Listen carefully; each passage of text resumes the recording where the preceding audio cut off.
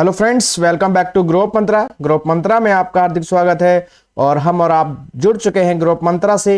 तो साथियों, आज के इस सेशन में आपका स्वागत है। आज का हमारा सेशन में यानी कि जो हमने अपनी पेडागोजी स्टार्ट की है साथियों, जैसा कि आप सभी को पता है कि हम अपनी सीटेट को लेकर के और अब एक और फिलहाल में एक नोटिफिकेशन इश्यू किया हुआ है केवीएस से संबंधित। तो उसी के क्रम में अब हमने अपनी पेडागोजी यानी कि शिक्षण शास्त्र को शुरू कर दिया है, जो कि दोनों ही एग्जाम में एक महत्वपूर्ण, एक बहुत अच्छा खासा पोर्शन को कवर करता है। तो उसी क्रम में आज हमारी पेडागोजी यानी कि शिक्षण शास्त्र में हमारी क्लास तीसरी होगी। अब तक हमने इसमें अपनी 2 क्लासेस कवर कर ली हैं। पहली क्लास में हमने जाना था शिक्षा के संदर्भ में कि शिक्षा क्या है, उसकी प्रकृति, विशेषता और प्रकार क्या हैं, और हमने अपनी पिछली क्लास में शिक्षण क्या है, शिक्षण के संदर्भ में उसकी विशेषताएं, वे प्रकार को जाना था। तो उसी क्रम में आज हमारी क्लास तीसरी होगी पेडागोजी यानी कि शिक्षण शास्त्र में, जिसमें आज हम जानेंगे कि शिक्षण सूत्र क्या होते हैं, शिक्षण के सिद्धांत क्या हैं, और हमारा सूक्ष्म शिक्षण और जो हमारा जिसको हम माइक्रो टीचिंग कह लेते हैं, ये क्या होता है। तो आज इन बिंदुओं पर, मुख्यतः 3 बिंदुओं पर आज हम डिटेल में चर्चा करेंगे। तो साथियों, चलते हैं फटाफट से अपनी आज की क्लास की ओर। साथ ही उससे पहले मैं आपको बता देना चाहता हूं कि हमने अपनी सीटेट के लिए जो है पेडागोजी में से पहले हमने अपनी बाल विकास यानी कि सीडीपी के पोर्शंस को कवर किया है। उसमें 18 क्लासेस हो चुकी हैं। साथ ही हमने ईवीएस को भी कवर कर लिया है। अगर आपने उन क्लासेस को अटेंड नहीं किया है तो इसी वीडियो के डिस्क्रिप्शन बॉक्स में उन सभी का लिंक है। आप इस वीडियो के डिस्क्रिप्शन बॉक्स में जाकर उन सभी क्लासेस को एक्सेस कर सकते हैं, अटेंड कर सकते हैं। तो चलते हैं फटाफट से साथियों आज की इस क्लास की और इस सेशन की ओर, जो कि एक महत्वपूर्ण सेशन है, क्योंकि हम शिक्षण शास्त्र को फिलहाल थ्योरेटिकल पोर्शन को कवर कर रहे हैं, जिसके बाद हम अपने एमसीक्यू क्वेश्चंस को कवर करेंगे। तो चलते हैं फटाफट से। तो आज का हमारा साथियों बिंदु है शिक्षण सूत्र। जैसा कि साथियों मैंने बताया कि हमने अपनी पिछली क्लास में जाना था कि शिक्षण क्या है, शिक्षण की क्या विशेषताएं हैं और शिक्षण के क्या प्रकार हैं। अगर आपने वो क्लास अटेंड नहीं की है तो कोने में इसका लिंक आ रहा है, यहां से जाकर इस क्लास को अटेंड कर सकते हैं और फिर यहां से इसको अटेंड कर सकते हैं, समझ सकते हैं। और आपने अटेंड किया है तो आज इसको आगे कंटिन्यू करते हैं। तो शिक्षण सूत्र क्या है? तो जैसा कि मैंने कल बताया, शिक्षण एक क्या है, कला है, एक विज्ञान है, एक विधिवत तरीका है जिसके माध्यम से शिक्षा को उपलब्ध कराया जाता है। तो इसके संदर्भ में हमारे कुछ सूत्र होते हैं जिन्हें हम टीचिंग फॉर्मूला या टीचिंग रूल कहते हैं। अर्थात जब शिक्षण के दौरान हमें अपने कौशलों का प्रयोग करना है, अपनी विधियों का प्रयोग करना है, तो उसके संदर्भ में जो कौशल्स हैं, बालक का जो हमें सर्वांगीण विकास करना है, ओवरऑल डेवलपमेंट करना है, तो उस विकास के संदर्भ में किस प्रकार की चीजों को पहले शामिल किया जाए और बाद में किस प्रकार की चीजों को शामिल किया जाए। अर्थात जो कौशलों को, क्षमताओं को, विधियों को, आदि आदि चीजों को प्रयोग करने का जो एक क्रम है, वही हमारा क्या कहलाता है, एक प्रकार से उसको हम शिक्षण सूत्र या टीचिंग फॉर्मूला के नाम से कह सकते हैं। तो जो हमारे टीचिंग फॉर्मूलाज हैं, इसका मतलब है कि जो स्किल्स है उनको किस क्रम में प्रयोग किया जाए। तो उसके संदर्भ में हमारे शिक्षण शास्त्र में विभिन्न प्रकार के शिक्षण सूत्र बताए गए हैं। तो जानते हैं इनको क्रम से डिटेल में। तो पहला है हमारा शिक्षण सूत्र ज्ञात से अज्ञात की ओर। जी हां साथियों, एज ए टीचर हमको पता होना चाहिए कि हमें जब कक्षा में शिक्षण करना है तो हमें किस प्रकार से अपने कौशलों का प्रयोग करना है, क्षमताओं को किस तरीके से कक्षा में बच्चों के साथ शामिल करना है। तो उसके संदर्भ में सब एक महत्वपूर्ण बताया गया है कि बच्चों को शिक्षण के दौरान किस प्रकार से, किस क्रम में हमारे कौशल्स होने चाहिए शामिल, कौन सी गतिविधियां पहले होनी चाहिए। तो उसी क्रम में पहला है ज्ञात से अज्ञात की ओर। अर्थात इस बात को यह इस प्रकार स्पष्ट करता है कि कक्षा में शिक्षण के दौरान किसी भी बिंदु से परिचित कराने के संदर्भ में पहले शिक्षक को आवश्यक है कि वह बालकों से उस प्रकार की बिंदुओं के बारे में चर्चा करें, उन बिंदुओं के बारे में चर्चा करें, उन जानकारियों के बारे में चर्चा करें जिनके बारे में बालक पहले से जानता है, और उसके बाद फिर उस प्रकार के तथ्यों, बिंदुओं को शामिल किया जाए, उन पर चर्चा की जाए जिनको वह नहीं जानता है। अर्थात शिक्षण के संदर्भ में ऐसा माना जाता है कि पहले हमें बच्चे के जो पूर्व ज्ञान है उससे संबंधित चीजों को शामिल करना चाहिए, जिनको वो जानते हैं उनको शामिल करना चाहिए। तत्पश्चात हमें नवीन अवधारणाओं से उसको परिचित कराना चाहिए, जिसको हम ज्ञात से अज्ञात की ओर का शिक्षण सूत्र कहते हैं, जिसे इंग्लिश में कहते हैं नॉन टू अननोन। पहले उसको जो नॉन चीजें हैं, जो उसको वो जानता है, उनसे परिचय कराना चाहिए। तत्पश्चात उसको जो अज्ञात हैं, जिनके बारे में वह नहीं जानता, उन सबसे उसको परिचित कराया जाना चाहिए। तो बाद में उसको, जैसा कि पिक्चर के माध्यम से नीचे समझ पा रहे हैं, जो बच्चे को जिन चीजों को जानता है पहले उनको परिचित कराया जाए, उनसे शामिल कुछ चीजें शिक्षण में की जाएं, तत्पश्चात नई चीजों को शामिल किया जिनके बारे में वह नहीं जानता। तो अर्थात पढ़ाने से पहले एक अध्यापक को प्रश्न कर लेने चाहिए, या प्रश्न के माध्यम से, क्वेश्चंस के माध्यम से यह जान लेना चाहिए कि बच्चों को उस पाठ के बारे में कितना ज्ञान है, और उससे संबंधित उन्हीं चीजों के बारे में प्राथमिक रूप से जानकारी देनी चाहिए जो बच्चों को उनके संदर्भ में जानकारी है। और उसके तत्पश्चात जब कक्षा का स्तर उसे पता चल जाए, उसे उसकी जानकारी पता चल जाए कि बालकों को कितना पता है, तो उसी क्रम से जो उसके संदर्भ हैं, जो चीजों की उन्हें जानकारी है, उनको प्रयोग करते हुए फिर आगे की चीजों को बच्चों को पढ़ाया जाना चाहिए। तो जिसी को हम क्या कहते हैं, ज्ञात से अज्ञात की ओर, अर्थात पहले जानकार वाली चीजों को समझाया जाए, बाद में उनसे रिलेट करते हुए नवीन तथ्यों या जिनके बारे में बच्चा नहीं जानता उनके बारे में भी चर्चा की जानी चाहिए। तो वही है हमारा ज्ञात से अज्ञात या known to unknown teaching formula. जानते हैं अगला है सरल से कठिन की ओर। जी हां साथियों, एज ए टीचर हमको शुरुआत में बच्चे के संदर्भ में जब हम शिक्षण करेंगे तो किसी भी टॉपिक को, किसी भी बिंदु को, किसी भी विषय को जब शुरुआत किया जाए तो उसमें शुरुआत में ऐसे बिंदुओं का समावेशन करना चाहिए, ऐसी चीजों को शामिल करना चाहिए जो सरल हो, जो इजीली या आसानी से बच्चा उनको ग्रहण कर सके, समझ सके, बोधगम्य हो सके।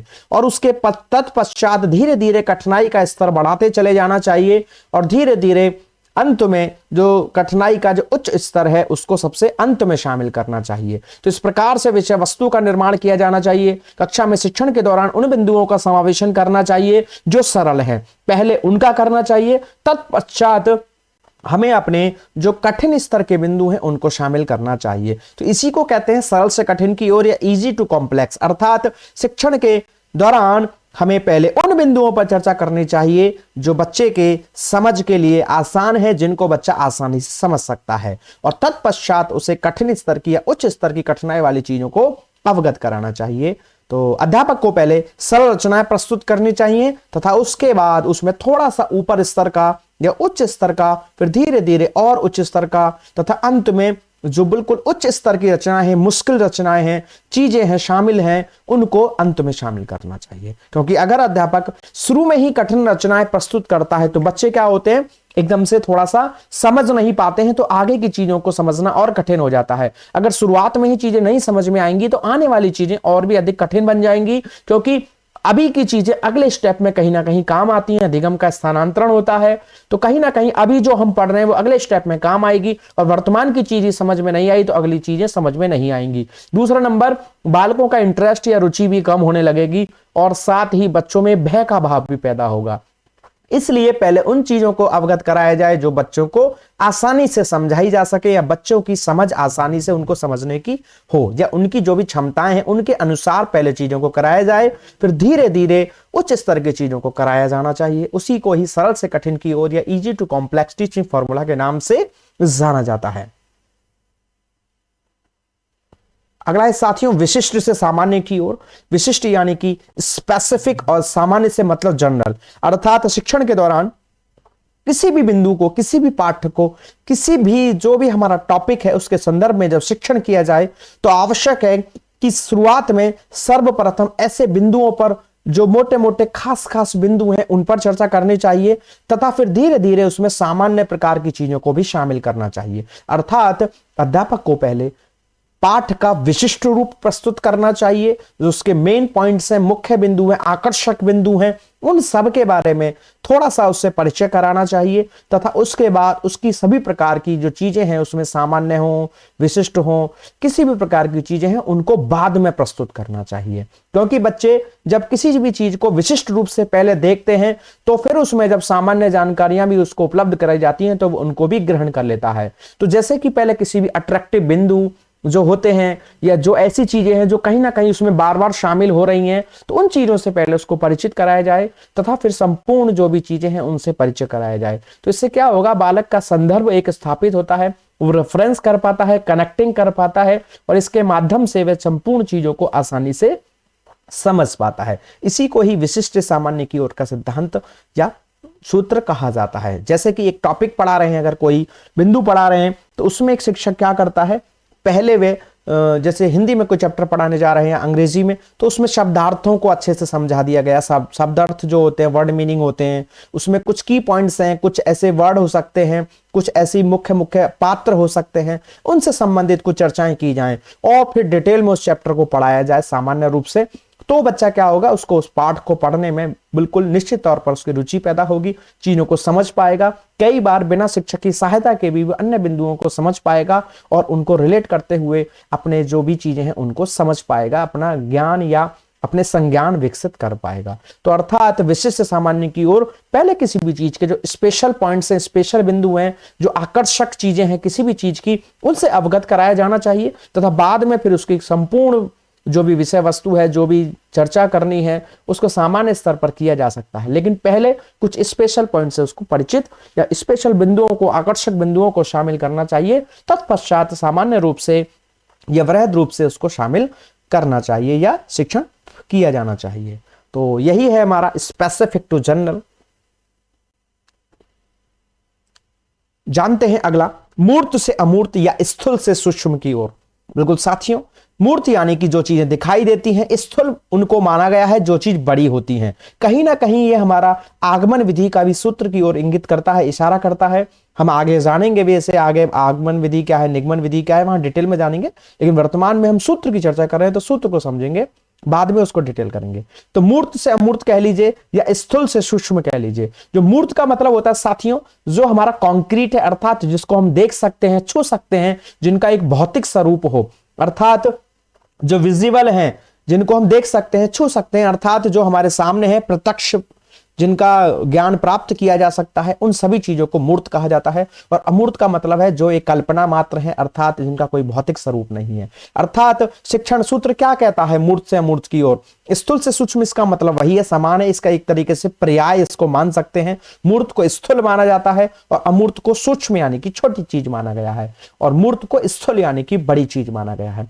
तो हमारे कक्षा में शिक्षण के दौरान शिक्षक को इस बात को निश्चित तौर पर ध्यान रखना चाहिए कि वह शिक्षण के दौरान पहले बच्चों को उस प्रकार की चीजों से परिचित कराए जो उसने देखी है या जिनका भौतिक स्वरूप हो या जिनके संदर्भ में बच्चे को प्रत्यक्ष अनुभव उपलब्ध कराए जा सकते हो।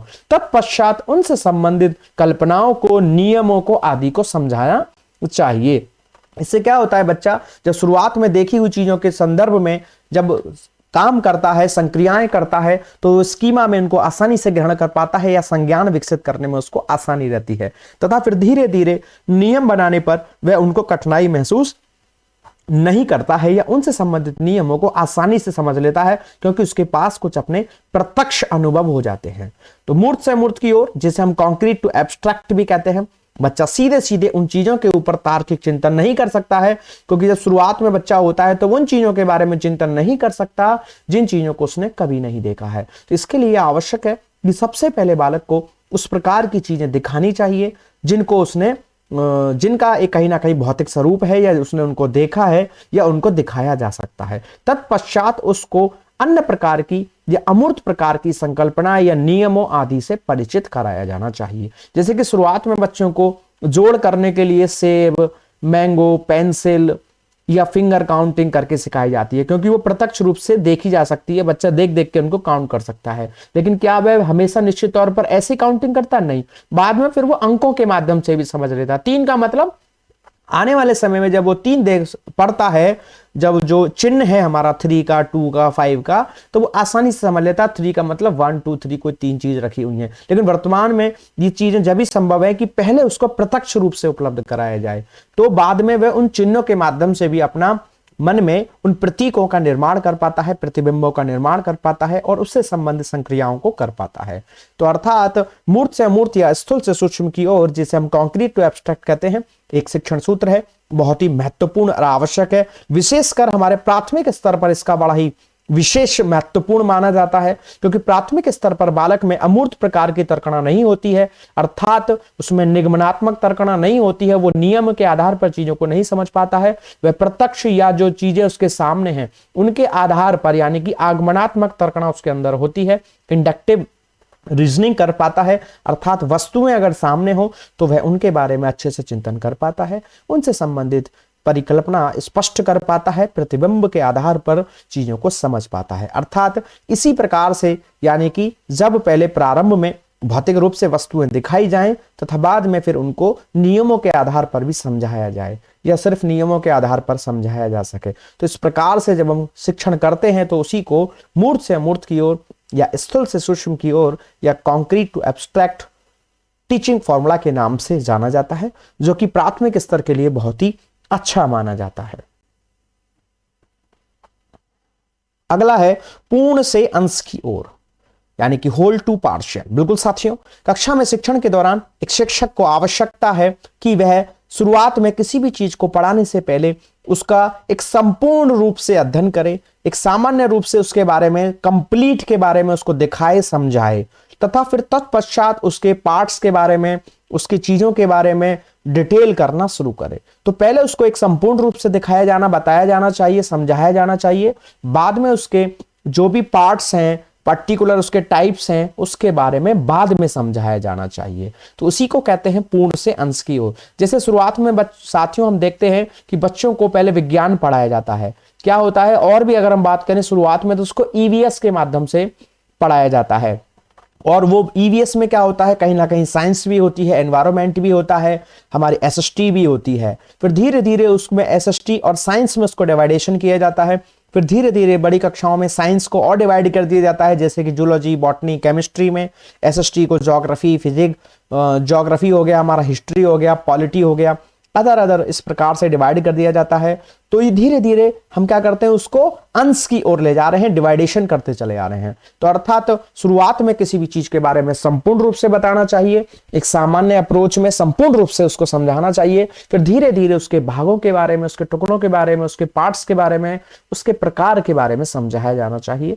तो यही जो हमारा एक शिक्षण सूत्र है, एक तरीका है कक्षा में शिक्षण के दौरान शिक्षण गतिविधियों को करने का, इसी को ही पूर्ण से अंश की ओर का सिद्धांत या पूर्ण से अंश की ओर का शिक्षण सूत्र के नाम से जाना जाता है, जिसे इंग्लिश में कहते हैं होल टू पार्शियल। अर्थात अध्यापक को पहले पूरे भाग की जानकारी देनी चाहिए तथा उसके बाद छोटे छोटे भागों की जानकारी देनी चाहिए। जैसे कि शुरुआत में एक शिक्षक को एक गाड़ी के बारे में दिखाना चाहिए, सिर्फ बच्चे को दिखा दिया कि ये कार है, फिर धीरे धीरे उसको बताया जाता है, या आप कोई कार सीख रहे हैं तो सबसे पहले बताया जाएगा ये कार है, ये 4 व्हीलर है। ये सिंपल सी बातें हैं हालांकि, लेकिन शुरुआत में अभी आप जानते हैं तो आपको ऐसा लग रहा है ये तो बहुत सिंपल सी बातें हो गई, लेकिन बिल्कुल बेसिक स्ट्रक्चर में अगर शुरुआत में बात की जाए तो इस प्रकार से होंगी। फिर धीरे धीरे बताया जाएगा कि स्टीयरिंग है, ये ब्रेक है, ये गियर है। फिर धीरे धीरे आपको पता चलता है मैकेनिज्म के बारे में उसके। शुरुआत में बस आप जानते हैं इसका काम ये है, फिर धीरे धीरे आप उसमें समझ पाते हैं कि इसका पर्टिकुलर वर्क होता कैसे है। तो अभी तो हम ये जानते हैं कि इससे सिर्फ रेस होती है, एक्सेलरेट करती है, गति को बढ़ाने का काम करती है। धीरे धीरे समझ में आता है किस प्रकार से करती है, अर्थात धीरे धीरे हम उसके बारे में गहराई से या उसके एक एक डिटेल को, एक एक बिंदुओं को समझ पाते हैं। लेकिन शुरुआत में हम किसी भी चीज को कैसे करते हैं, संपूर्ण रूप से या पूर्ण रूप से ग्रहण करते हैं, और धीरे धीरे हमें उसके बारे में, उसके संदर्भ में गहराई से या उसके एक एक बिंदु या उसके एक एक अंश की जानकारी होती चली जाती है। तो शिक्षण में, कक्षा में भी इसी प्रकार से शिक्षण कराया जाना चाहिए कि पहले शुरुआत में चीजों को संपूर्ण रूप से समझाया जाना चाहिए तथा फिर धीरे धीरे उसके बारे में डिटेल करते चले जाना चाहिए। जैसे कि साथियों आप न्यूज़पेपर पढ़ते हैं तो उसमें दिखाया भी जाता है कि पहले सारी जानकारियों को वो 1-2 लाइन में ही लिख देते हैं, मोटे मोटे बिंदु में, या पहले पैराग्राफ में लगभग मोटी मोटी सारी बातें लिख देते हैं, और फिर धीरे धीरे उसको डिटेल करते हैं आने वाले पैराग्राफ्स में। तो इस प्रकार से उस चीजों को समझाया जाता है ताकि किसी भी घटना या जो भी न्यूज है उसको अच्छे से समझा जा सके, उसके बारे में सटीक जानकारी निकाली जा सके। तो इसी को कहते हैं पूर्ण से अंश की ओर का सिद्धांत या होल टू पार्शियल। इसमें क्या होता है, अध्यापक पहले पूरे भाग की जानकारी देगा तथा फिर बाद में धीरे धीरे उसके भागों के बारे में, उसके टाइप्स के बारे में जानकारी उपलब्ध कराता है।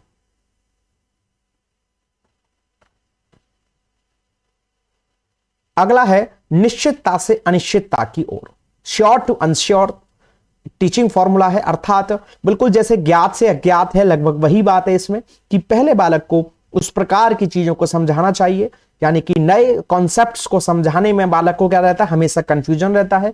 तो नए कॉन्सेप्ट्स को समझाने से पहले आवश्यकता है कि बच्चों को उनकी ज्ञान को उसके पूर्व ज्ञान को ध्यान में रखते हुए, या जहां पर बच्चों को भ्रांति हो सकती है, कंफ्यूजन हो सकता है, कठिनाई हो सकती है, उन स्तरों का पता पहले लगाना चाहिए। विभिन्न प्रकार की क्वेश्चनिंग या प्रस्तावना, या जिसे आप कहते हैं अन्वेषण के माध्यम से उनका पता लगाना चाहिए। तत्पश्चात जो उन चीजों के बारे में बालक श्योर है, निश्चित तौर पर जानता है, उनके बारे में उनको जानकारी है या ज्ञान है, उन प्रकार की चीजों को पहले शामिल करना चाहिए। तत्पश्चात धीरे धीरे उसमें ऐसे बिंदुओं का समावेशन करना चाहिए जिनके बारे में बच्चों को जानकारी नहीं है। तो ऐसा करने से क्या होगा, बच्चा आगे वाली चीजों में कनेक्शन या एक कनेक्टिंग रिलेट कर पाएगा, संबंध जोड़ पाएगा, जिसके माध्यम से वो नई विषय वस्तु को, जो भी चीजें हैं उनको आसानी से समझ पाता है। तो इसी को कहते हैं निश्चितता से अनिश्चितता की ओर, श्योर टू अनश्योर, अर्थात शुरुआत में एक ऐसी चीजों को जानकारी देना जिनके संदर्भ में बच्चों को कोई भ्रम ना हो, कोई भ्रांति ना हो, उनके संबंध में वह सटीक जानकारी रखता हो या काफी हद तक जानकारी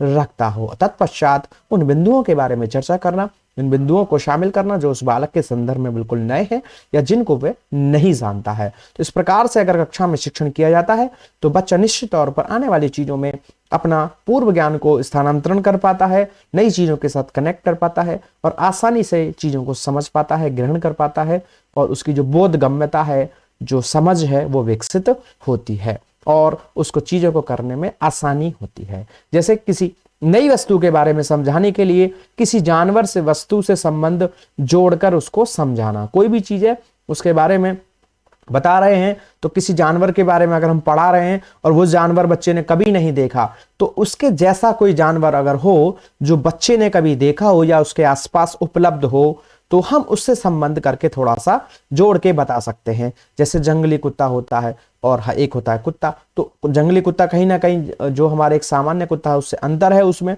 लेकिन फिर भी हम थोड़ा सा उसको कनेक्टिंग कर सकते हैं कि इस प्रकार का होता है। जैसे भेड़िया है, बहुत सारे जानवर ऐसे हैं जो सामान्यतः हमारे आसपास नहीं देखने को मिलते हैं, लेकिन कुछ जानवर ऐसे हैं जो हमारे आसपास आसानी से देखने को मिलते हैं। तो हर एक जानवर को कहीं ना कहीं कुछ कैरेक्टर्स के आधार पर, कुछ उनकी फिजिकल स्ट्रक्चर्स के आधार पर सेम कैरेक्टर्स हो सकते हैं, तो हम उनके माध्यम से उनको कनेक्टिंग करते हुए बच्चे को समझा सकते हैं, जोड़कर उनके संदर्भ में जानकारी उपलब्ध करा सकते हैं। तो वही हमारा क्या कहलाता है, निश्चितता से अनिश्चितता की ओर या sure to unsure teaching formula कहलाता है, जिसके माध्यम से बालक का सीखना सुलभ और हमारा एक ऐसा हो जाता है जिसमें बालक संदर्भ परक चीजों को ग्रहण कर पाता है, समझ पाता है। अगला है हमारा शिक्षण सूत्र है हमारा बाल केंद्रित के अनुसार। बिल्कुल साथियों, शिक्षा हमारी वर्तमान की मूल रूप से जॉन डीवी भी कहते हैं कि आज के वर्तमान की जो शिक्षा है वो हमारी प्रगतिशील शिक्षा है, बाल केंद्रित शिक्षा है। अर्थात वर्तमान जो हमारा शिक्षा का स्वरूप है, शिक्षण का स्वरूप है, वो कैसा है, बाल केंद्रित है। अर्थात एक शिक्षक को कक्षा में शिक्षण के दौरान इस बात को निश्चित तौर पर, ना कि सिर्फ कक्षा में शिक्षण के दौरान ही, एज ए टीचर उसको हमेशा इस बात को ध्यान में रखना चाहिए कि जो वर्तमान शिक्षा प्रणाली है, जो शिक्षा व्यवस्था है, वो बाल केंद्रित है। अर्थात हमें कक्षा में शिक्षण के दौरान या कक्षा में शिक्षण से पहले जो भी हमारी योजना बननी है या कक्षा में शिक्षण करना है, उन सभी में मुख्य रूप से कुछ बिंदुओं को आवश्यक रूप से ध्यान रखना है कि हमें शिक्षण में ऐसी चीजों को शामिल करना है जो बच्चों की क्षमताएं हैं, जो बच्चों की रुचियां हैं, जो बच्चों की व्यक्तिगत विभिन्नताएं हैं, जो भी उनके एटीट्यूड्स हैं, अनुभूतियां हैं, उनके बिहेवियर्स हैं, उनके आधार पर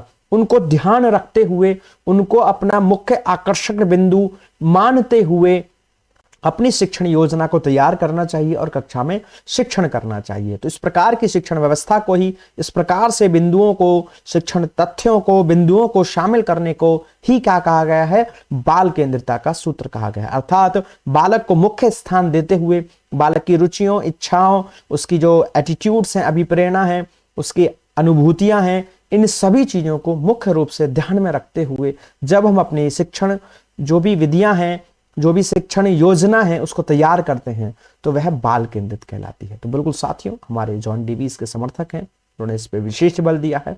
तो बिल्कुल साथियों, तो हमारा शिक्षण सूत्र कैसा होना चाहिए, बाल केंद्रित होना चाहिए। अर्थात हमारी शिक्षण विधियां, शिक्षण योजना इस प्रकार की हो जो बालकों को हितों में, उसके हित को, उस आदि को ध्यान में रखती हो और उसके सभी प्रकार की जो भी चीजें हैं उनको पूर्ण करती हो या उनकी पूर्ति करती हो। अगला है विश्लेषण से संश्लेषण की। बिल्कुल साथियों, विश्लेषण और संश्लेषण कहीं ना कहीं दो विधियां हैं।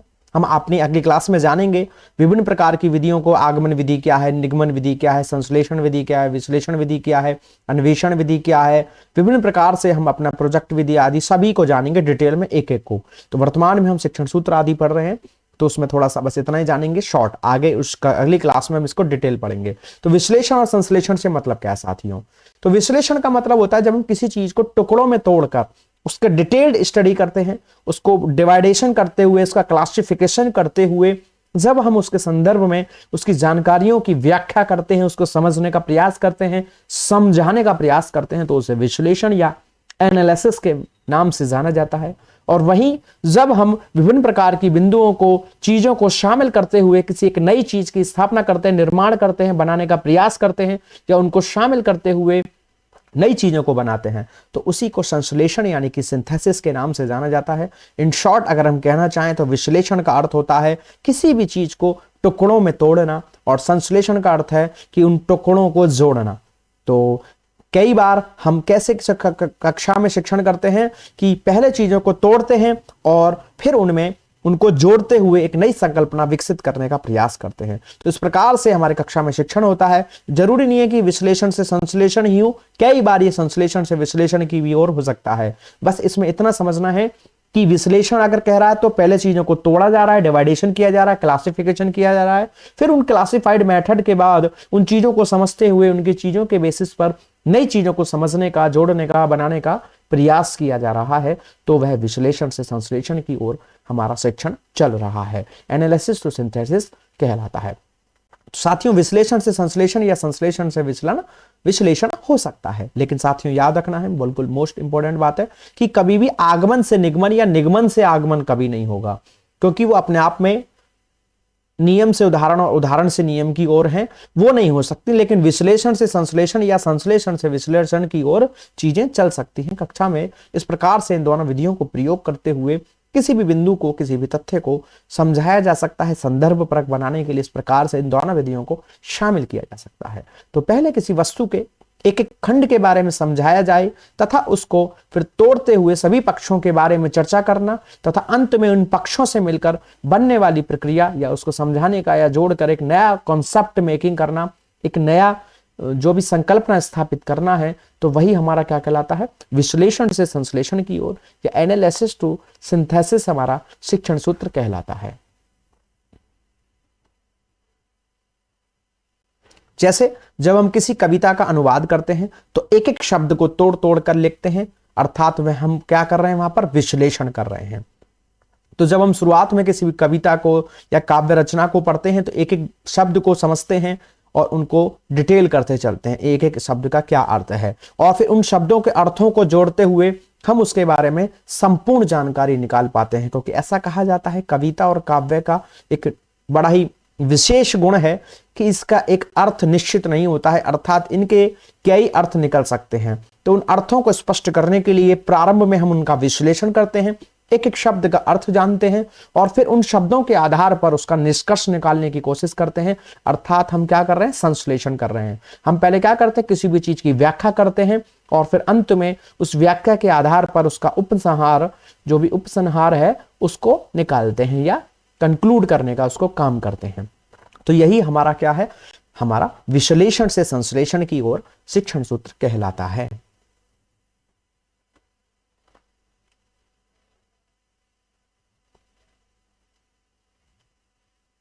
अगला है मनोविज्ञान से तार्किक की ओर। बिल्कुल साथियों, एज ए टीचर हमको पता होना चाहिए कि हमें बच्चे की अपनी अलग अलग अभिवृत्तियां होती हैं, उन्होंने जो भी कुछ चीजें हैं अपने आसपास देखी हैं, समझी हैं, उनसे संबंधित उनके अपने कुछ परसेप्शंस होते हैं, कुछ अपनी सोच होती है, कुछ उनके स्कीमा होते हैं, कुछ उनके संज्ञान होते हैं और कुछ उनकी व्यक्तिगत विभिन्नताएं भी हो सकती हैं। तो इस आधार पर हमें किसी भी चीज को हमेशा समान रूप से एक ही विधि से उसको प्रस्तुत नहीं कर सकते हैं। इसके लिए आवश्यक है कि बच्चों के पहले मनोवैज्ञानिक जो भी क्षमताएं हैं, जो भी चीजें हैं, उनको आधार को स्पष्ट करते हुए, उनके मनोवैज्ञानिक तर्क और उन चीजों को देखते हुए, जब उनसे अवगत कराते हुए, उन चीजों को शामिल करते हुए नई प्रकार की या तार्किक चीजों से उसको परिचित कराया जाना चाहिए। अर्थात शुरुआत में उनके जो भी हमारे उनके भावात्मक पक्ष हैं या क्रियात्मक पक्ष हैं, जो उनकी हमारे अफेक्टिव या जो भी साइकोमोटर टाइप के जो भी उनकी साइकोलॉजिकल उनकी स्ट्रक्चर है उससे संबंधित चीजों को शामिल करना चाहिए। तत्पश्चात उसको लॉजिकल यानी कि कॉग्निटिव पक्ष से संबंधित चीजों को जोड़ना चाहिए, क्योंकि जो बच्चे के भाव और क्रिया होती हैं अगर उनको जोड़ते हुए उनको शामिल करते हुए किसी भी चीज को कक्षा में शिक्षण कराया जाए, किसी बिंदु से बच्चे को परिचित कराया जाए, तो बच्चा क्या है उसको आसानी से समझ पाता है और अपने संज्ञान विकसित अच्छे से कर पाता है, अर्थात उसके ज्ञानात्मक पक्ष का विकास अच्छे से हो पाता है। तो कहीं ना कहीं बच्चे के जो भावात्मक और क्रियात्मक पक्ष हैं अगर इनको कक्षा में शिक्षण में शामिल किया जाए, इनको शामिल करते हुए चीजों को लागू किया जाए, तो बच्चा निश्चित तौर पर अपने संज्ञानात्मक या ज्ञानात्मक पक्ष को अच्छे से विकसित कर पाता है, जिसमें उनके अच्छे से उसमें क्या होती है ज्ञान की उपलब्धता होती है, उनको बोध कर पाता है, उनको अनुप्रयोग कर पाता है, उसमें विश्लेषण की क्षमता आती है, संश्लेषण की क्षमता आती है और तथा वह तत्पश्चात उनसे संबंधित मूल्यांकन संबंधी चीजों को भी कर सकता है। अर्थात बच्चे में प्रारंभ में मनोवैज्ञानिक यानी कि भावात्मक और क्रियात्मक पक्षों को उसको शामिल करना चाहिए, तत्पश्चात उसको संज्ञानात्मक पक्षों से शामिल करना चाहिए। इसी को हम कहते हैं मनोविज्ञान से तार्किक की ओर या साइकोलॉजिकल टू लॉजिकल जो टीचिंग हमारा रूल है या फॉर्मूला है कि बच्चे के पहले भावात्मक और क्रियात्मक पक्ष को शामिल किया जाए, तत्पश्चात उसके संज्ञानात्मक या ज्ञानात्मक पक्ष में चीजों में काम किया जाए, तो उसी को कहते हैं psychological to logical teaching formula. तो साथियों इसी के साथ हमने जाने कि हमारे शिक्षण सूत्र क्या है। अब हम जानेंगे अपने आज की क्लास के सेकंड बिंदु शिक्षण के सिद्धांत क्या हैं। What is the principles of teaching, अर्थात शिक्षण के सिद्धांत से क्या तात्पर्य है कि जो भी हमारे कक्षा में शिक्षण के दौरान हम बच्चों की विभिन्न प्रकार की चीजों को, आवश्यकताओं को, क्षमताओं को, रुचियों को ध्यान में रख रहे हैं और उसके आधार पर अपने शिक्षण का तरीका बना रहे हैं, अपने स्किल्स का डेवलपमेंट कर रहे हैं, या कौन कौन से स्किल्स एज ए टीचर हमारे क्लास में हमको किन किन परिस्थितियों में कब कब कैसे प्रयोग करने हैं, उनसे भी पहले आवश्यक है यह जानना कि बच्चों की क्या क्षमताएं हैं, उनकी क्या रुचियां हैं, किस प्रकार की चीजें बच्चों में होती हैं, किस प्रकार की एज में बच्चा कौन कौन सी चीजें कर सकता है। तो जब हम इन सभी चीजों को, उनकी क्षमताओं को, रुचियों को, उनकी अकॉर्डिंग टू एज जो भी उनकी क्षमताएं हैं, व्यक्तिगत रूप से जो उनकी क्षमताएं हैं, जब इन सभी चीजों को ध्यान में रखते हुए कुछ नियमों का, सिद्धांतों का हम निर्माण करते हैं, तो वही हमारे क्या कहलाते हैं,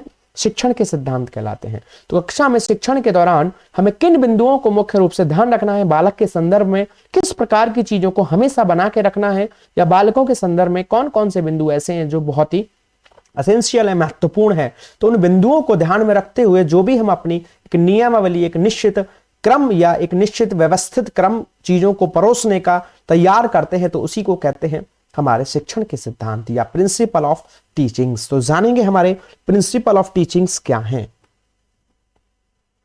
सबसे पहला है कि बच्चों के संदर्भ में कहा गया है कि बच्चों को जो भी चीजें सिखाई जा रही हैं, पढ़ाई जा रही हैं, विशेषकर प्राथमिक स्तर पर आवश्यक माना गया है कि बच्चों को चीजें कैसे सिखाई जाएं, करके सीखने पर आधारित हो। अर्थात ऐसा कहा जाता है कि बहु इंद्रिय ज्ञान अधिक सक्रिय होता है, अर्थात हम जब किसी कार्य को करने में अपने जितने अधिक से अधिक सेंसरी ऑर्गन्स को प्रयोग करते हैं, तो उसके बाद जो हम चीजें सीखते हैं या जो भी हम अपना रिजल्ट निकाल पाते हैं या जो भी हमें परिणाम मिलते हैं, तो वो परिणाम हमारे कैसे होते हैं, निश्चित तौर पर अधिक स्थायी होते हैं, या लंबे समय तक हमें वो चीजें याद हो पाती हैं या रह पाती हैं, हमारे व्यवहार में या हमारे संज्ञान में शामिल हो पाती हैं। अर्थात बहु इंद्रिय ज्ञान अधिक सक्रिय होता है। इस बात को ऐसे भी समझा जा सकता है कि जैसे कि अगर एक कहानी है, अगर उसको हम किसी किताब से पढ़ते हैं, वहीं हम इस कहानी को एक ऑडियो के माध्यम से सुनते हैं, यानी कि कोई स्टोरी है, वॉइस रिकॉर्डिंग में है, तो उसमें सुनते हैं, और उसी स्टोरी को जब हम एक पिक्चर या मूवी के फॉर्म में देखते हैं, तो तब, और चौथी स्थिति है कि जब हम उस मूवी को एक रोल प्ले या एक ड्रामा के रूप में, एक या फिर स्टेज शो के माध्यम से देखते हैं। यानी कि कहानी एक है, एक बार एक बच्चे ने, पहले बच्चे ने कैसे पढ़ी, वो किताब से पढ़ी, दूसरे बच्चे ने, सेकंड स्टूडेंट ने वो कहानी एक ऑडियो के माध्यम से सुनी, तीसरी बच्चे ने वही कहानी जो है एक मूवी के माध्यम से देखी, और चौथे बच्चे ने वही कहानी स्टेज पे एक ड्रामा हो रहा है, एक थिएटर टाइप का एक शो हो रहा है, उसके माध्यम से देखी। तो अगर हमसे पूछा जाए कि बताइए इनमें से कौन सा ऐसा बच्चा है जो उस कहानी के बारे में अधिक से अधिक और सटीक जानकारी आसानी से दे पाएगा, और लंबे समय बाद भी अगर उससे पूछा जाए तो भी उनमें से कौन है जो ज्यादा और सटीक उत्तर दे पाएगा, तो निश्चित तौर पर आपका उत्तर होगा कि जिसने उस स्टोरी को as a drama, as a theatre में अपने सामने रोल प्ले होते हुए देखा है, निश्चित तौर पर वह बता पाएगा। अगर हम ये वाला फोर्थ ऑप्शन नहीं रखते तो आप कहते हैं कि जिसने उसको मूवी के फॉर्म में देखा है वो बता पाएगा। तो इसका मतलब है कि हम जब किसी काम को जितने ज्यादा सेंसरी ऑर्गन यानी कि आंख, कान हमारे होते हैं, जो भी हमारे 5 हैं, नाक, त्वचा और हमारे कान, ये सभी हमारे क्या हैं, हमारे सेंसरी ऑर्गन है। तो अर्थात जिस चीज को हम काम को करने में अपने जितने ज्यादा अंगों को प्रयोग करते हैं उससे हमारा निश्चित तौर पर एक स्थायी अधिगम होता है, स्थायी व्यवहार में परिवर्तन होता है। अर्थात इसी को कहते हैं लर्निंग बाय डूइंग, अर्थात करके सीखने पर चीजें हमारी अधिक स्थायी होती हैं, आसानी से होती हैं, बिना कोई मेहनत के विशेष प्रयास के हमारी चीजें लंबे समय तक बनी रहती हैं। तो इसी को करके सीखने का सिद्धांत कहते हैं। अर्थात शिक्षण के सिद्धांत में ऐसा कहा गया है कि हमारी शिक्षण विधियों में या हमारे जो भी एक्टिविटीज हैं शिक्षण के दौरान वो ऐसी हो जिसमें बच्चा खुद से करके सीखे, अर्थात वह गतिशील रहे, क्रियात्मक रूप से शामिल होते हुए चीजों को करे। तो इसी को कहते हैं करके सीखने का सिद्धांत। साथियों, उम्मीद है कि आपको अच्छे से समझ आ रहा होगा। चलते हैं आगे। अगला है अभिप्रेरणा या प्रेरणा का सिद्धांत या रुचि का सिद्धांत। साथियों, बिल्कुल शिक्षण के दौरान ऐसा कहा गया है कि बिल्कुल निश्चित तौर पर एक शिक्षक को इस बात का ध्यान रखना चाहिए कि कक्षा में शिक्षण के दौरान ऐसी चीजों को, ऐसी विधियों को, ऐसे शिक्षण सहायक सामग्रियों को प्रयोग में लाया जाए जिससे बालक उससे क्या हो, अभिप्रेरित हो, उसको लगे कि हाँ मैं भी कर सकता हूं, उसमें उसकी रुचि पैदा हो, यस आई कैन डू वाला भाव उसमें विकसित हो, वह चीजों को खुद से करने का प्रयास करे, खुद से क्रियाओं में शामिल हो सके। तो शिक्षण के दौरान एक शिक्षक को कक्षा में ऐसी चीजों को शामिल करने की बिल्कुल आवश्यकता मानी गई है कि जिससे बच्चों का उसमें अभिप्रेरित हो, उनकी रुचि विकसित हो और वह पढ़ाई से भागने के बजाय उसको खुद से करना, सीखने पढ़ने में रुचि ले सके। तो इस प्रकार से जब शिक्षण में इन बिंदुओं को शामिल किया जाता है तो इससे क्या होता है, शिक्षण हमारा प्रभावशाली होता है, सुगम होता है और उद्देश्य पूर्ण होता है। तो उसी के पॉइंट ऑफ व्यू से ऐसा माना जाता है कि एक शिक्षक को कक्षा में शिक्षण के दौरान इस प्रकार की चीजों को शामिल करना चाहिए जिससे कि बच्चा अभिप्रेरित रहे, उसको प्रेरणा मिले और उसको संबंधित उन्हीं क्रियाओं में या उस शिक्षण संबंधी क्रियाओं में रुचि का भाव पैदा हो, यस आई कैन डू वाला भाव उसमें पैदा हो। अगला है निश्चित उद्देश्यों का सिद्धांत या नियोजन का सिद्धांत। बिल्कुल साथियों, इस जीवन में, इस प्रकृति में ऐसा कोई काम नहीं है जिसका अपना कोई निश्चित उद्देश्य ना हो। तो हम जैसा कि पहले ही बता चुके हैं कि शिक्षा के अपने एक निश्चित उद्देश्य हैं। हमने अपनी पहली क्लास में बताया था शिक्षा है क्या, शिक्षा के प्रकार क्या है। अगर आपने वो क्लास अटेंड नहीं की तो कोने में आपके ऊपर राइट कॉर्नर में लिंक आ रहा है क्लास का, आप जाकर के उसको अटेंड कर सकते हैं। तो निश्चित उद्देश्य यानी कि कोई भी काम है, शिक्षा है, कोई भी चीज इस प्रकृति में उसके अपने निश्चित उद्देश्य होते हैं, लक्ष्य होते हैं जिनको हमें प्राप्त करना होता है। तो अर्थात कक्षा में शिक्षण के दौरान शिक्षक को इस प्रकार की चीजों को अपने शिक्षण में शामिल करना चाहिए जो भी हमारे टीचिंग के, या टीचिंग तो एक प्रकार से साधन है, जो भी हमारे एजुकेशन के, शिक्षा के जो भी हमारे एम्स हैं, टारगेट हैं, वो उनकी पूर्ति करता हो। अर्थात एक ऐसा व्यवस्था होनी चाहिए शिक्षण की जो उद्देश्यों की पूर्ति भी करता हो, और एक इस पूर्ति के लिए एक विशेष कंडीशन है कि उसकी एक सटीक रूप से, एक व्यवस्थित रूप से, एक क्रमबद्ध तरीके से उसकी प्लानिंग की जानी चाहिए। तो अर्थात शिक्षण के संदर्भ में ऐसा सिद्धांत दिया गया है, कहा गया है कि हमारा शिक्षण कैसा होना चाहिए, निश्चित उद्देश्यों पर आधारित होना चाहिए और उसकी एक सटीक, बिल्कुल डिटेल में क्रमबद्ध तरीके से, एक व्यवस्थित तरीके से उसकी प्लानिंग होनी चाहिए। तो इसी को कहते हैं निश्चित उद्देश्यों का सिद्धांत और नियोजन का सिद्धांत। अर्थात शिक्षण में उद्देश्यों को ध्यान में रखा जाना चाहिए और उसकी एक सटीक प्लानिंग होनी चाहिए अकॉर्डिंग टू एम्स, या जो भी हमारे उद्देश्य हैं उनको प्राप्ति, समय और जो भी संसाधन है उनको ध्यान में रखते हुए एक निश्चित, एक सुव्यवस्थित नियोजन होना चाहिए, एक प्लानिंग होनी चाहिए। अगला है चयन का सिद्धांत, अर्थात शिक्षण में उस प्रकार की चीजों को शामिल करना चाहिए जो बच्चे की आवश्यकता है, वर्तमान परिस्थिति की आवश्यकता है, चीजों को समझने में, रिलेट करने में आसान हो और उसके जीवन से भी संबंधित हो, उसके जीवन में आने वाली परिस्थितियों में, अन्य परिस्थितियों में शामिल हो सके। यानी कि अधिगम का सकारात्मक स्थानांतरण होना चाहिए। वर्तमान में सीखी हुई चीजें अगली परिस्थिति में निश्चित तौर पर काम आनी चाहिए। उसको किसी भी प्रकार की कोई बाधा उत्पन्न नहीं होनी चाहिए। यानी कि अधिगम का नकारात्मक स्थानांतरण नहीं होना चाहिए। कैसा होना चाहिए?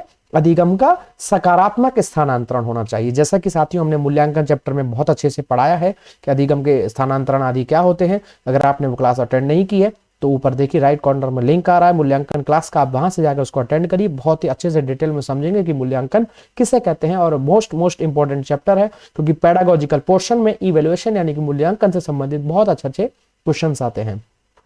तो इसके संदर्भ में, शिक्षण के संदर्भ में हमें इस प्रकार की चीजों का चयन करना है जो क्या बना रहे, हमारा जो भी हम चीजें कर रहे हैं वो वस्तुनिष्ठ हो, उनमें व्यापकता बनी रहे, गहराई से चीजें शामिल हो, बच्चों की आवश्यकताओं के अनुसार, जरूरतों के अनुसार और उसके भावी जीवन से संबंधित, अगली परिस्थितियों से संबंधित सभी प्रकार के बिंदुओं का समावेशन हो, जिससे कि आगे के स्तर में उसको कोई कठिनाई या भ्रांति पैदा ना हो और वह आसानी से आने वाली जो नई नवीन चीजें हैं उनको समझ सके, उनको ग्रहण कर सके, उनको आत्मसात कर सके। तो इसी के संदर्भ में एक शिक्षक को इस बात को निश्चित तौर पर ध्यान रखने की आवश्यकता होती है कि वो एक निश्चित सटीक चीजों का चयन करे और ऐसी चीजों का भी चयन करे साथ में जो उसके जीवन से संबंध स्थापित करती हो, उसकी नवीन परिस्थितियों को साधती हो, उनको ऐसी चीजों को उपलब्ध कराती हो जिससे बच्चों की इच्छाएं, उसकी जरूरतें, उसकी आवश्यकताएं और भावी जीवन के संबंधित जो भी उसकी आकांक्षाएं हो सकती हैं उनकी भी पूर्ति होती हो। तो इस प्रकार से शिक्षण के संदर्भ में बच्चों को इन सब चीजों की पूर्ति के लिए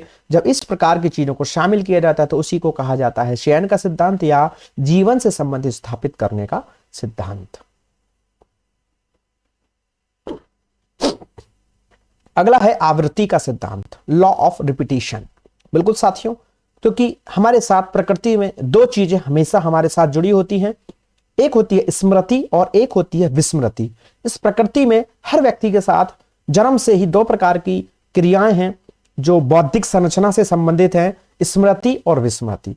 तो बौद्धिक संरचना से संबंधित स्मृति और विस्मृति हैं क्या? तो स्मृति का मतलब होता है किसी भी चीज को याद करना, मेमोरी, लर्निंग, समझना या उसको ग्रहण करना। साथ ही साथ उसी के पैरेलल बिल्कुल बराबर में काम करती है हमारी विस्मृति क्षमता, अर्थात फॉरगेटिंग या भूलना। तो जिस प्रकार से हम चीजों को ग्रहण करते हैं उसी प्रकार से हमारी प्रकृति है कि हम चीजों को भूलते भी चलते हैं। हालांकि भूलना भी एक आवश्यक तत्व है और एक अच्छा ही तत्व है, क्योंकि अगर हम चीजों को नहीं भूलेंगे तो नई चीजों को भी ग्रहण नहीं कर सकते हैं।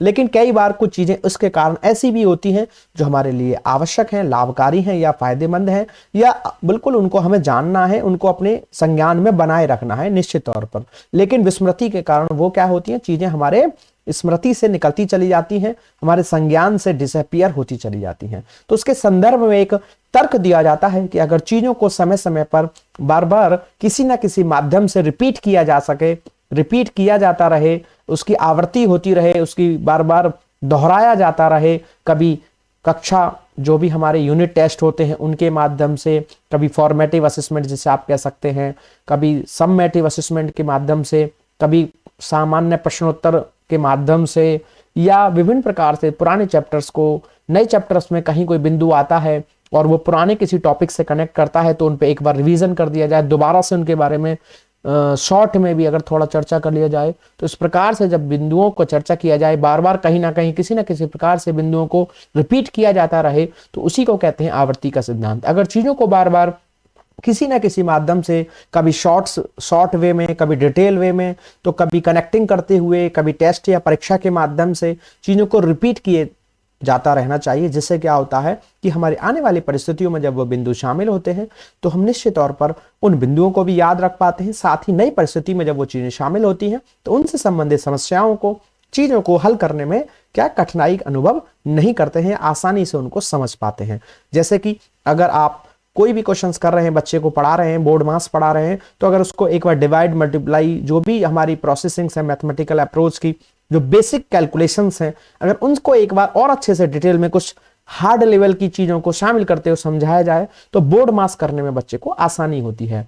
या अगर हम उसको ब्याज चैप्टर पढ़ाने जा रहे हैं, इंटरेस्ट पढ़ाने जा रहे हैं, और थोड़ा सा परसेंटेज क्योंकि उसमें शामिल होता है, इस प्रकार की चीजें शामिल हो रही हैं, उनको थोड़ा सा एक बार चर्चा कर लें और फिर उसको कराएं, तो बच्चे का क्या होगा कि आने वाली चीजें भी अच्छे से होंगी और पुरानी चीजें भी उसकी मेमोरी में वो निश्चित तौर पर स्थायी रहेंगी या काफी हद तक चीजें वो जुड़ी रहेंगी, उसके संज्ञान विकसित रहेंगे। तो उसी को कहते हैं आवृत्ति का सिद्धांत, लॉ ऑफ रिपीटिशन, अर्थात वस्तुओं का जो पूर्व में की हुई चीजें हैं उनका भी समय समय पर निश्चित तौर पर क्या होता रहना चाहिए, बार बार उनको दोहराया जाता रहना चाहिए। जिससे क्या होता है, हमारी आने वाली परिस्थितियां सरल बन जाती हैं और आने वाली चीजों में भी बच्चा उन चीजों को आसानी से समझ पाता है, ग्रहण कर पाता है। अगला है विभाजक का सिद्धांत। बिल्कुल साथियों, एक सिद्धांत है, शिक्षण का सिद्धांत है कि विभाजक का सिद्धांत, अर्थात बच्चा कभी भी किसी भी चीज को संपूर्ण रूप से नहीं समझ सकता है। उसमें सामान्य तौर पर तो उसको जानकारी दी जाती है, समग्र रूप से दी जा सकती है, लेकिन सभी प्रकार के बिंदुओं को नहीं दिया जा सकता है। तो पहले हमें किसी भी चीज के संदर्भ में सामान्य रूप से, समग्र रूप से परिचय कराना चाहिए, तत्पश्चात उसका डिवीजन कर देना चाहिए। जैसे कि हम भोजन की बात करें, कक्षा में एक शिक्षक अपने बच्चों को भोजन चैप्टर पढ़ा रहा है, तो क्या करें, सबसे पहले एक भोजन की सामान्य बातें बताए कि भोजन होता क्या है, हमें इससे क्या चीजें होती हैं, क्यों हमारे लिए आवश्यक है। तत्पश्चात वह फिर विभिन्न प्रकार की जो भी इसकी जो पूर्ति है कि वो हमें भोजन किन किन चीजों की पूर्ति करता है, तो फिर वो उनको एक साथ ना बताकर उनका अगर डिवाइडेशन कर दे कि हमें इस प्रकार की चीजें इस प्रकार के भोज्य पदार्थों से मिलती हैं, इस प्रकार की जो हमारी आवश्यकताएं हैं वो इस प्रकार के भोजन से पूर्ति होती है, तो उसी को कहते हैं विभाजक का सिद्धांत। अर्थात किसी भी विषय वस्तु को उसके प्रयोग, उसके उद्देश्य या उसकी जो भी क्षमताएं हैं उनके अनुसार जब हम उनको डिवाइड करते हुए उनके बारे में अध्ययन करते हैं या उस चीज को समझने या समझाने का प्रयास करते हैं, तो उसी को विभाजक का सिद्धांत कहते हैं। तो शिक्षण में ऐसा माना जाता है कि विषय वस्तु को किसी भी जो भी हमारा बिंदु है, शिक्षण बिंदु है, अगर उसको हम डिवाइड करते हुए उसको अलग अलग बिंदुओं में उसके कैरेक्टर्स के आधार पर, उसके जो भी उद्देश्य हैं उनके आधार पर जो भी इससे संबंधित चीजें हो सकती हैं उनको डिवाइड करते हुए जब उनके बारे में एक्सप्लेनेशन करते हैं, तो उसी को विभाजक का सिद्धांत कहते हैं। ऐसा करने से चीजें सरल बनती हैं, सुगम बनती हैं और बच्चा आसानी से चीजों को एक्सप्लेन कर सकता है और उनके बारे में चीजों को समझ पैदा कर सकता है और उनको अनुप्रयोग कर सकता है। आने वाली परिस्थितियों के संदर्भ में विश्लेषण संश्लेषण संबंधी उसकी क्षमताएं पैदा होती हैं। अर्थात जो भी हमारी शिक्षण प्रक्रिया चल रही है वो कैसी होगी, संदर्भ परक होगी और हमारी बोधगम्य होगी। तो जिसके संदर्भ में कहा जाता है कि शिक्षण जो भी बिंदु है उसको विभाजन के आधार पर या उसको कंपोनेंट्स में डिवाइड करते हुए on the basis of different approach अगर हम करते हैं तो बिल्कुल निश्चित तौर पर एक अच्छा प्रभावशाली शिक्षण होगा, अर्थात उद्देश्यपूर्ण शिक्षण होगा। अगला है व्यक्तिगत विभिन्नताओं का सिद्धांत। बिल्कुल साथियों, एज ए टीचर हमको हमेशा ध्यान रखना है कि हमारी क्लास के बच्चे कभी भी पूर्ण रूप से समान नहीं हो सकते। यहां तक कि अगर उनकी आयु भी समान है तब भी हम निश्चित तौर पर अगर मनोविज्ञान के सिद्धांतों को पढ़ते हैं तो उसमें स्पष्ट किया गया है कि कभी भी कोई दो बालक एक पूर्ण रूप से एक समान नहीं हो सकते हैं। और यहां तक कि ऐसा भी कहा गया है कि एक ही माता पिता से उत्पन्न होने वाली भी संतानें पूर्ण रूप से कभी भी एक समान नहीं होती हैं। तो इस बात को अगर हम ध्यान में रखें तो एज ए टीचर हमको हमेशा याद रखना पड़ेगा, इन क्लास में हमको किसी भी बिंदु को शिक्षण करते वक्त इस बात को निश्चित तौर पर ध्यान रखना पड़ेगा कि हमारी शिक्षण विधियां निश्चित ना हो, अर्थात हमारे बालक में, हमारी कक्षाओं में बालक जो बैठे हैं वो विभिन्न प्रकार की क्षमताओं वाले हैं, उनकी जो मानसिक स्तर है अलग अलग होंगे। निश्चित तौर पर सामान्यतः ज्यादातर बालक समान हो सकते हैं अगर उनकी आयु समान है, लेकिन फिर भी पूर्णतः सभी क्लास के बच्चे हमारे समान नहीं हो सकते हैं। तो इस परिस्थिति में कक्षा में शिक्षण के दौरान शिक्षक को इस बात को बहुत अच्छे से ध्यान रखने की आवश्यकता है कि इस प्रकार की शिक्षण विधियां, शिक्षण सहायक सामग्रियां आदि का कक्षा में शिक्षण के दौरान प्रयोग किया जाए कि सभी प्रकार के बच्चों की क्षमताएं पूर्ण हो सके, उनको सभी को रुचिकर लगे, सभी अपनी एक कंस्ट्रक्टिव अप्रोच तैयार कर सकें और अपने आने वाली परिस्थितियों में उनको शामिल कर सकें। अर्थात एक शिक्षण के संदर्भ में एक आवश्यक चीज बताई गई है कि शिक्षण में किस प्रकार की चीजें शामिल करनी चाहिए जो हर बच्चे की व्यक्तिगत विभिन्नताओं को शामिल करती हूं, अर्थात हर प्रकार के बच्चे का पोषण करती हूं। बच्चे की किसी भी प्रकार की बौद्धिक संरचनाएं हो, उसकी रुचि किसी भी प्रकार की हो, सभी के बच्चों को समान रूप से रुचिकर लगे, समान सभी की पूर्ति हो, समान सभी रूप से सभी को वो बोधगम्य हो। तो इस प्रकार से जब हम अपने शिक्षण में इस प्रकार की चीजों की उम्मीद करते हैं कि हमारे सभी बच्चों की आवश्यकताओं की पूर्ति हो, उनकी रुचि की पूर्ति हो, उनके रुचि अनुसार उनकी जो भी उनकी क्षमताएं हैं उनके अनुसार हो, सभी को एक आनंद दे। आनंद से मतलब एक वो वाला आनंद नहीं है, कहने का मतलब है कि उनको रुचि कर लगे, या आनंद से मतलब इस बात से है कि वे अपनी आवश्यकताओं की पूर्ति कर पाएं, क्योंकि जब हमारी आवश्यकताओं की पूर्ति होती है तो निश्चित तौर पर हमें उसमें आनंद की प्राप्ति होती है। तो बिल्कुल कहीं ना कहीं हर बालक की आवश्यकताओं की पूर्ति, इन शॉर्ट में हम कह सकते हैं कि प्रत्येक बालक की आवश्यकताओं की पूर्ति करने वाली जब हम अपनी कक्षा में शिक्षण के दौरान जो भी विधियां हैं, जो भी स्ट्रेटजी है हमारी, जो भी हमारी रणनीति है उसको तैयार करते हैं, तो वही हमारी कहलाती है व्यक्तिगत विभिन्नताओं का सिद्धांत। अर्थात एक ऐसी शिक्षण व्यवस्था जो हर बच्चे को क्या करती हो, पूर्णता करती हो, हर बच्चे के हितों को ध्यान में रखती हो। और निर्माण एवं मनोरंजन, अर्थात जब हमारी विभिन्नताओं को पूर्ण किया जाता है निश्चित तौर पर हम उसको प्रयोग कर पाते हैं और हमें उसमें आनंद की प्राप्ति होती है। अगला है लोकतंत्र के व्यवहार का सिद्धांत। बिल्कुल साथियों, यह हालांकि हमने बहुत लास्ट में आकर इस बिंदु पर चर्चा की है, लेकिन एज ए टीचर और एक टीचिंग जो भी व्यवस्था है हमारी, जो भी हमारी शिक्षण व्यवस्था है, उसमें सबसे पहली प्रायोरिटी दी गई है कि हमारी व्यवस्थाएं कैसी हो, इक्वालिटी पर डिपेंड करती हूं, लोकतंत्र का निर्माण करती हूं, या लोकतंत्र की जो भी है डिमांड्स हैं उनको पूर्ण करती हो, अर्थात सभी के हितों को ध्यान में रखती हो।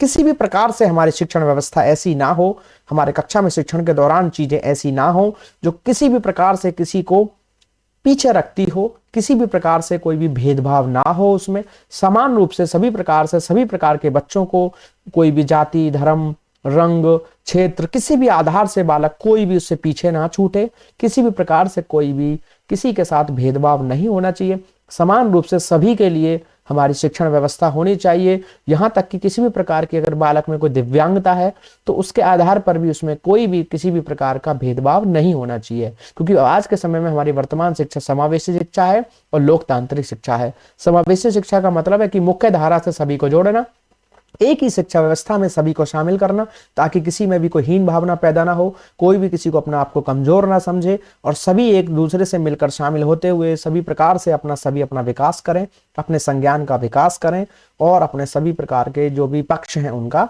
विकास कर सकें, और किसी भी प्रकार से इसमें कोई भेदभाव नहीं होना चाहिए। अर्थात इन शॉर्ट अगर हम कहें कि लोकतंत्र के व्यवहार का सिद्धांत क्या है, अर्थात एक ऐसी शिक्षा व्यवस्था होनी चाहिए जो बिल्कुल पूर्ण रूप से भेदभाव रहित हो, अर्थात उसमें किसी भी प्रकार से कोई भी भेदभाव ना हो, सभी प्रकार की चीजें सभी बच्चों के लिए निश्चित तौर पर बनाई जाएं, तो उसी को कहते हैं कि हमारा शिक्षण कैसा होना चाहिए, लोकतंत्र के व्यवहार पर आधारित होना चाहिए। इसी को हम कह सकते हैं education on the basis of democracy. तो ये हमने जाना कि हमारे अधिगम कैसे कैसे हो रहा है, यानी कि बच्चे को जो सिखाना है वो कैसे कैसे होना चाहिए, उसके संबंध में हमारी सारे सिद्धांत हुए। तो हमने अपनी आज की क्लास में अभी तक इतना जाना कि हमारे शिक्षण सूत्र क्या हैं और हमारे शिक्षण के सिद्धांत क्या हैं, और आज की क्लास का अगला बिंदु हमारे आगे सामने आ चुका है जो कि मोस्ट इंपोर्टेंट है, क्योंकि इसमें अक्सर एग्जाम में क्वेश्चन देखने को मिलता है। तो अगला है कि सूक्ष्म शिक्षण किसे कहते हैं, माइक्रो टीचिंग किसे कहते हैं, और दूसरा होता है व्रत या मैक्रो टीचिंग किसे कहते हैं। तो इन दोनों में हम एक एक करके हम इसको डिटेल पढ़ेंगे, अंतर समझेंगे कि हमारा what is the difference between micro teaching and macro teaching. तो जानते हैं सबसे पहले हमारी व्हाट इज माइक्रो टीचिंग। तो हमारी माइक्रो टीचिंग या सूक्ष्म शिक्षण किसे कहते हैं। तो साथियों सबसे पहले इस बात को जान लीजिए कि सूक्ष्म शिक्षण कोई भी हमारा शिक्षण का प्रकार नहीं है, ये हमारा सिर्फ एक शिक्षण का जो है प्रशिक्षण का भाग है। अर्थात जब एक शिक्षक बनने के लिए हम तैयारी करते हैं, हम अपनी ट्रेनिंग लेते हैं, जैसे कि हमारे बीएड, डीएलएड, बीटीसी आदि जो भी हमारे डाइट वगैरह से संबंधित जो भी हमारे शिक्षण संस्थान हैं, जो भी हमें इसमें पढ़ाई की जाती है, तो इसमें हमारे क्या हो रहा होता है, हमारा प्रशिक्षण कोर्स होते हैं। ये एकेडमिक कोर्स नहीं होते हैं या प्रोफेशनल कोर्स नहीं है। हालांकि इनको प्रोफेशनल कोर्स में फिर भी रखा जाता है, लेकिन एक्चुअल में इनको प्रशिक्षण कोर्स के नाम से जाना जाता है, ट्रेनिंग कोर्स के नाम से जाना जाता है। अर्थात ट्रेनिंग कोर्स किसे कहते हैं, जब हम किसी काम को करने जा रहे हैं तो उस काम से संबंधित, उससे संबंधित जो भी शब्दावली है उनको समझना, पर्टिकुलर उस काम से संबंधित स्किल्स का डेवलपमेंट करना ही क्या कहलाता है, प्रशिक्षण कहलाता है। तो साथियों जब हम शिक्षक कार्य करने जा रहे हैं तो उससे पहले आवश्यकता होती है कि हम उससे संबंधित एक प्रशिक्षण प्राप्त करें।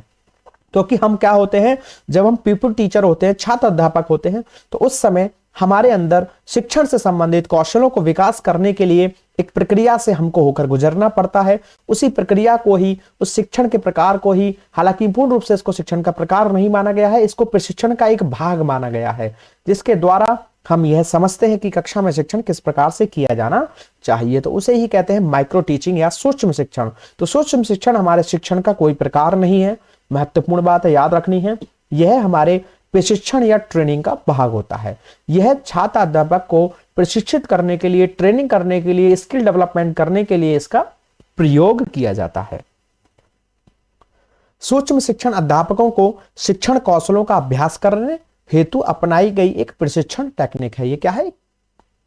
ट्रेनिंग टेक्निक है हमारी, जिसमें हम टीचिंग स्किल्स को डेवलप करते हैं।